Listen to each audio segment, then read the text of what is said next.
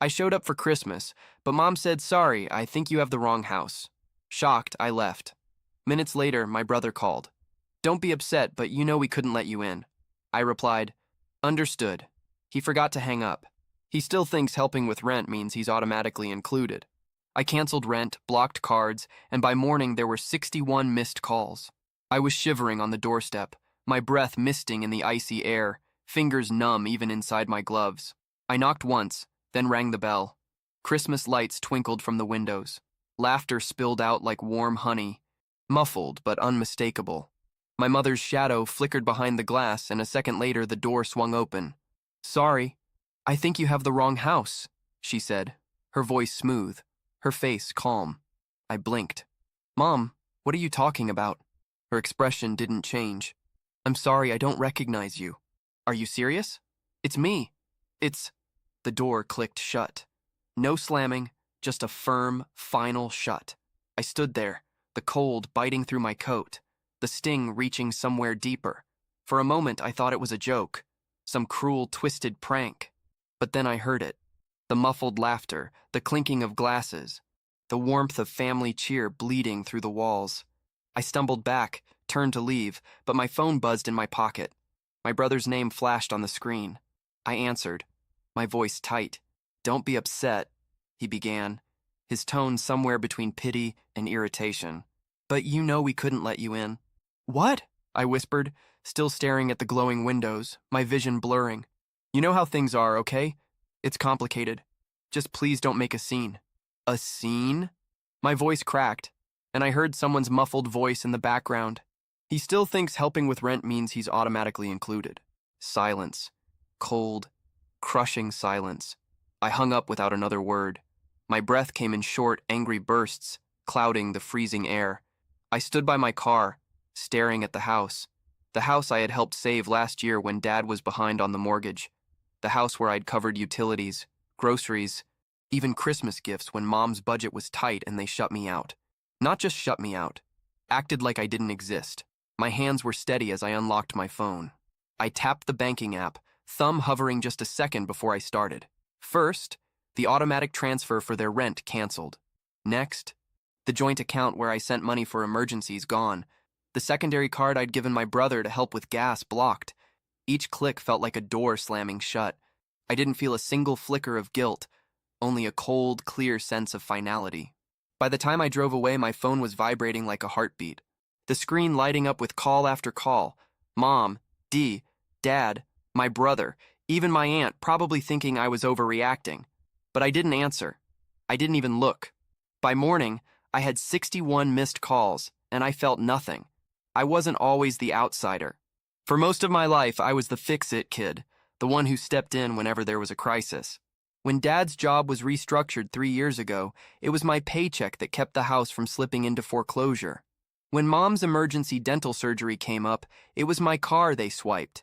My brother Adam, barely out of college, was always figuring things out, but I never complained, because that's what family did, right? You helped, and I was good at helping. I got a steady job straight out of college, climbed the ladder fast. While they called it luck, I called it skipping nights out, eating instant noodles and living in a shoebox apartment for years. But none of that mattered, because whenever they needed something, I was the one they called Jacob. Honey, we're a little behind on the electric bill. Can you help? Adam's having a hard time. Could you just spot him for gas? Sweetheart, your father's been so stressed. Could you help with the mortgage? Just for a bit? A bit. Months turned to years. I became the silent safety net, invisible until needed. I still remember the first time I thought it was strange. Thanksgiving last year. I'd covered the entire dinner, the roast, the pies, even the overpriced bottle of wine Dad insisted on. But when it was time for the family photo, they shuffled me off to the side, told me to take the picture. Come on, Jake, Mom said, waving me back. Just wanted the family. I laughed it off. A little jab, a misunderstanding, that's all. But the little things started piling up. Adam got a brand new SUV for his birthday, a gift from our parents. When I asked why I never got anything close to that, Mom chuckled. Oh, Jake, you never needed anything. You're so independent. Independent. The polite word for alone. I'd tried telling myself it didn't matter. I was the older brother, the reliable one. But then came the whispers. The little jokes that twisted like a knife. He thinks paying a few bills makes him part of the family. He's always throwing money around, but what else does he have? But the worst was Mom. Always there with a smile and a quiet, calculated cruelty. You know, Adam has such a bright future. If only you could be a little more supportive. Of him, supportive. I paid his student loans. I covered his rent.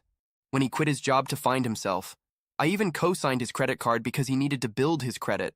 And when I tried to pull back, when I mentioned how tight my own finances were getting, Mom's voice would lower, soft and disappointed. Family is about sacrifice, Jacob. We were always there for you. There for me. I thought of my 27th birthday, the one they all forgot. I thought of the hospital bill I paid when Dad slipped on the icy porch, how they didn't even tell me he was better until 2 weeks later. I thought of the time I had to cancel a trip with friends because Adam called me, crying about needing help with rent again. But that Christmas night, standing in the cold, staring at the door they shut in my face, something changed. I wasn't their son. I was their sponsor. I remembered how last summer I paid for the roof repairs because the house was practically falling apart. I remembered how I'd slipped a $500 check into Mom's purse just to help out. And I remembered Adam's face at his birthday party, the one I paid for, beaming Mom, hugging him and saying, "We're so proud of you." Proud of what? His ability to leech off me. He still thinks helping with rent means he's automatically included. I sat in my tiny apartment, the blinking lights of my barely decorated Christmas tree mocking me. My phone kept buzzing with their mom. "Jacob, please pick up, it's Christmas." Adam, "Dude, stop being dramatic. Let's talk." Dad, "You know your mother is upset. Call her." But the words never changed. No apologies, no acknowledgement. Just commands like always. I leaned back, staring at the ceiling. How many years? How many times had I been the invisible lifeline, the silent sponsor of their picture-perfect family? The next morning I called the bank, canceled the automatic transfers. My name was pulled from the joint account I'd set up for emergencies. Mom's credit card, the one I co-signed, gone. The gas card Adam used in case of job interviews, blocked. Then I called the landlord, the one who managed the house they rented. A quiet, simple call. "Yes, I'm calling to update the account. Rent will no longer be paid from my account." I didn't leave a note. No explanation, just a cold, clean cut. I made coffee, watched the snow pile up outside. My phone kept buzzing, missed calls piling up, but I didn't answer. I didn't even watch. And for the first time in years, I felt something warm under the cold. Not guilt, not regret, but freedom. It took less than 24 hours for the explosion. The first call I picked up was my mother's, her voice already sharpened to a frantic edge. "Jacob, what did you do? The rent's not paid. The card isn't working." "Did you?" "I did," I interrupted, my voice calm, almost bored. "You can't just do this," she shrieked. "Your brother needs that card for gas. We need the rent covered. Your father is." "I don't care," I said. Silence for the first time. She had nothing to say. I could almost picture her standing there, her mouth opening and closing like a fish out of water. "Jacob," she whispered, the panic giving way to something colder. "You're being incredibly selfish." "Selfish?" I laughed, the sound sharp enough to sting. "Was it selfish when I paid your electric bill last month? When I covered Dad's prescription because his insurance didn't work? Was it selfish when I paid for Adam's entire graduation trip?" "That was a gift," she snapped, the warmth gone, replaced with the ice of accusation. "A gift is something you give freely, not something you demand. You know how hard it is for your brother. Not everyone's as comfortable as you are." "Comfortable?" I laughed again, this time louder. "Is that what you call it? Working 60-hour weeks while he plays video games? Watching you shower him with praise for his potential while I'm nothing more than a walking ATM? You need to calm down," she snapped. The words clipped and sharp. "Family is about sacrifice." "Then sacrifice something," I shouted, and the words were out before I could stop them. "Sacrifice that new SUV you got, Dad. Sacrifice the vacations you keep posting about. Sacrifice Adam's struggle and tell him to get a job." There was a hiss on the other end, a sharp intake of breath. "I don't recognize you anymore, Jacob. You're being cruel." "No, Mom, I'm being clear." I let the silence hang for a second. "Then I'm done." I hung up. The next call came from Adam, his voice quieter but just as venomous. "Bro, what is wrong with you? Mom's crying. Dad's freaking out. You just, you just cut us off? Yes. Dude, you can't just do that. We're family. No, we're not. Not anymore. Are you serious right now? His voice froze, the fake shock barely masking the fury. All this because of some money? You've lost it because of money? I hissed. You mean the money I've spent paying your rent? Your credit card? Your stupid streaming subscriptions? Or maybe you mean the money I used to keep the lights on at Mom and Dad's house because they were too busy pretending to be upper class to pay their bills. You're such a no. I'm awake. I finally see it. You think I'm just the guy you call when the world's falling apart. But I'm not. Not anymore. You're being dramatic, he spat. But I heard it, the fear beneath the anger. You're really going to ruin Christmas over this? Christmas? I laughed again. Was I even invited to Christmas? Or was I just the one expected to pay for it? I can't believe you. You don't have to. I was done. I was free. And then came the group text. The nuclear option.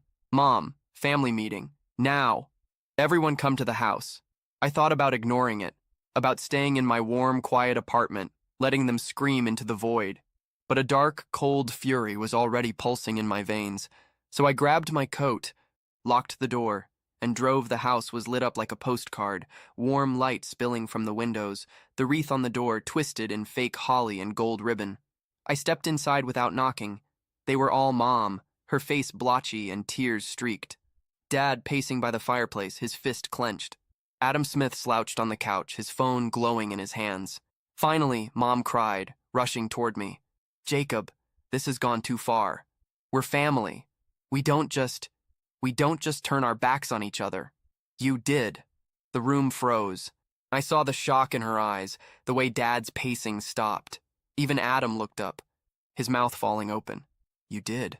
The moment you closed that door on me, the moment you shut me out, laughed about me behind my back, the moment you decided that I was nothing but a wallet to you. That's not true.